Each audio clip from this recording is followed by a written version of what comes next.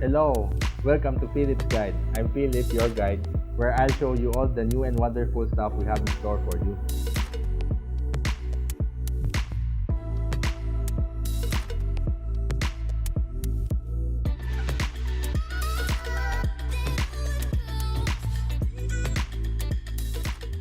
We'll discuss about AirSeat. This is a new product launched in the Philippines around April 2023. You can see here, AirSeat, yung packaging niya. Maraming klase to. So there are 9 boxes, meaning 9 variants. So we'll discuss this original AirSeat first. So we have 2 sets. Itong dalawa. So this is silver, this is black. In the box, you have the instructions on how to install and the actual product. This is the AirSeat. So yung other color niya is black. So for AirSeat, you have silver and black. So ano ba exactly itong product na ito? So itong product na ito, when we remove the cover, this is a suspension component for bicycles. So installed, looks like this. So, nalalagay siya sa gitna ng saddle and seat post. Ito yon, suspension component. So, AirSeat is called a full floating saddle suspension system. Bakit siya full floating? So, kung makikita mo, itong suspension system, meron spring siya dito, tapos may spring siya dito. So, kung nakita nyo itong spring na to, ibig sabihin meron siyang vertical movement. Pag nakita mo tong spring na to, meaning meron siyang horizontal movement. But yung design dito ng spring is not typical. Yung spring niya dito sa likod, kung makikita mo, from here, sa upper right, nag-e-end siya sa lower right. Meaning, pwede siya magka-twisting motion. Pagka nagbabike ka kasi, hindi mo alam nasan yung lubak, gaano katindi yung lubak, o paano mag-react yung katawan mo sa lubak. With this kind of suspension system, kahit paano ka mabigla, is magko-compensate siya para hindi mo na ma-feel yung bumps. So, technically, itong dalawang products na ito is called the AirSeat 25. Bakit siya AirSeat 25? Una, that is the original version of the AirSeat. Then, it is only 250 grams. Paano siya naging 250 grams lang? Dahil yung material niya dito, itong silver or black component, is made out of CNC aluminum. Then yung metal components dito, yung spring, yung rails dito, at saka yung spring sa likod, is made out of stainless steel. So even though yung bike mo nasa labas, naulanan, etc., it is not expected to rust. So I have shown you 6 products, isang silver set, isang black set. So, bakit sa black or sa silver may tatlo? Kasi, may tatlong weight classification to. For example, sa silver, meron tayong 120. Makikita mo yun dito sa label sa likod. Meron rin tayong 100. Then, meron rin tayong 80. So, ano ba yung ibig sabihin ng 120, 100, and 80? Yan yung rider weight. So, as a general rule of thumb, the right product or the right AirSeat for you would be around -10 of the stated weight. So, kung 80 to, 70 or under na user. Kung 100 to, is 70 to 90 yung user. Kung 120 to, ibig sabihin 90 to 110 yung user. What if heavier yung weight mo?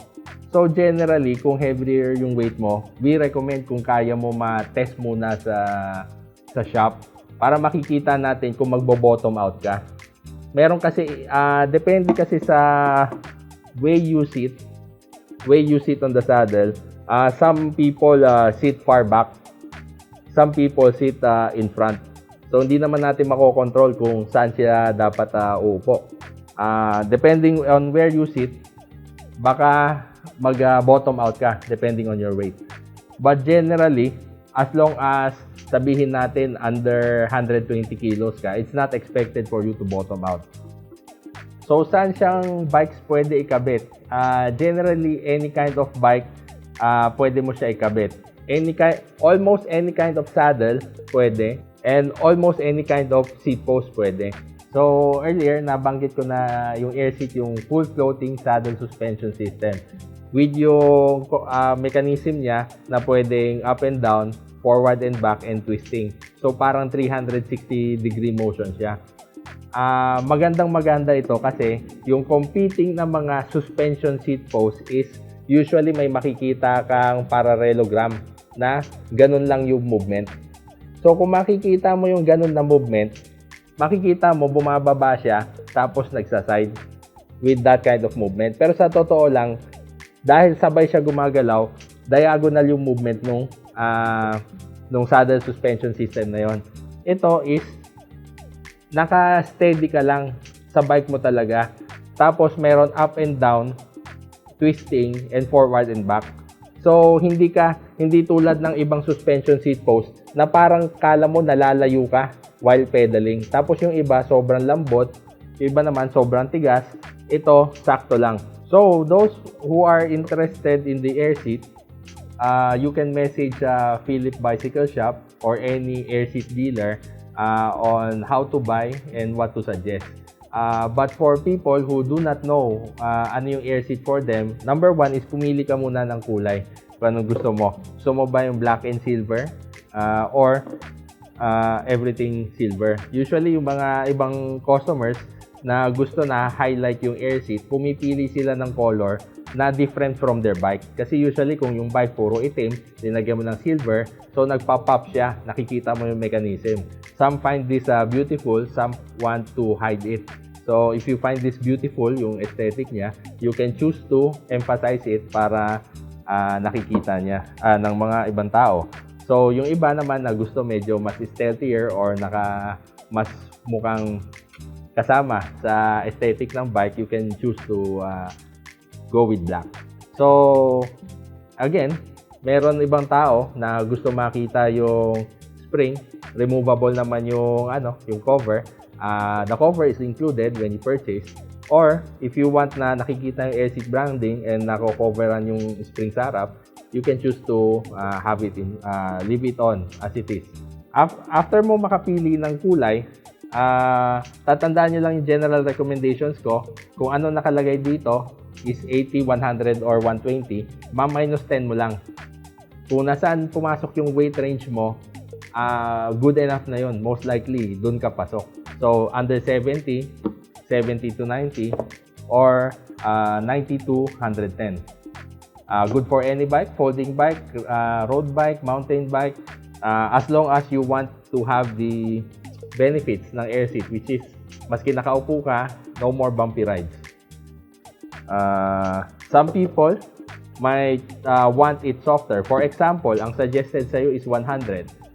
You want a softer ride, pwede ka pumunta sa 80. Hindi mo naman masisira yung 80 just because rated ka for 100. What if you want a stiffer ride? Pwede ka pumunta sa 120. Magbabounce pa rin siya even though higher yung strength niya due to the spring. Pagka nagpipili ka na hindi pasok sa general recommendations, we recommend na you visit the shop para ma-testing mo yung actual feel bago ka bibili.